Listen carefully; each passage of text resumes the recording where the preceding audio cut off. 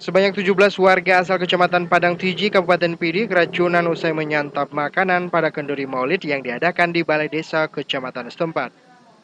Korban yang umumnya anak-anak mengalami mual, pusing, dan muntah usai makan tapai dan serabi pada Senin sore kemarin.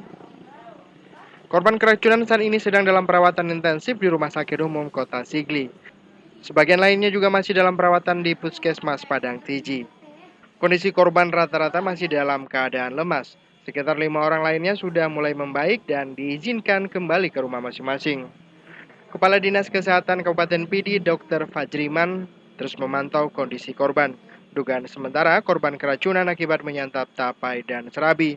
Untuk memastikan penyebab keracunan, Dinas Kesehatan Kabupaten Pidi telah mengirim sampel makanan ke Balai Pengawasan Obat dan Makanan BPOM di Banda Aceh. Dari Kabupaten Pidi, Ilham melaporkan untuk Aceh Video.